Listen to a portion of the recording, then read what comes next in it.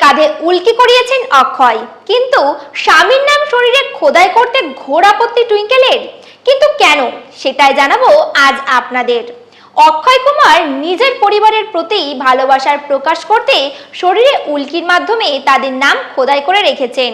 তার বাঁ কাঁধে স্ত্রী টুইঙ্কেলের ডাকনাম টিনা, আর ডান কাঁধে মেয়ে নিতারার নাম, আর পিঠে রয়েছে ছেলে আরভানের নাম। কিন্তু অক্ষয়ের স্ত্রী টুইঙ্কেল খান্না জানিয়েছেন তিনি কোনোদিনও শরীরে কারো নামে উল্কি করবেন না।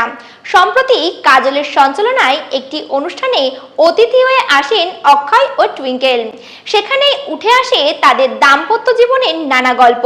টুইঙ্কেল সোজাসাপটা বলেন, জীবনে কিছুই স্থায়ী নয়, বিয়েও না। যদি কখনো সম্পর্ক ভেঙে যায় তাহলে শরীর থেকে সেই নাম মুছতে হবে, তাই আমি কোনো নামই শরীরে লিখি না। টুইঙ্কেলের এই কথাই অবাক হয়ে যান অক্ষয়। তবে এমন স্পষ্টবাদী উত্তর নতুন কিছু নয় তার ক্ষেত্রে। অনেক আগেই অভিনয় জগৎ ছেড়ে দিয়ে এখন লেখিকা ও উদ্যোক্তা হিসেবে পরিচিত টুইঙ্কেল। সমাজ মাধ্যমে নিয়মিত থাকলেও ক্যামেরার সামনে খুব একটা দেখা যায় না তাকে।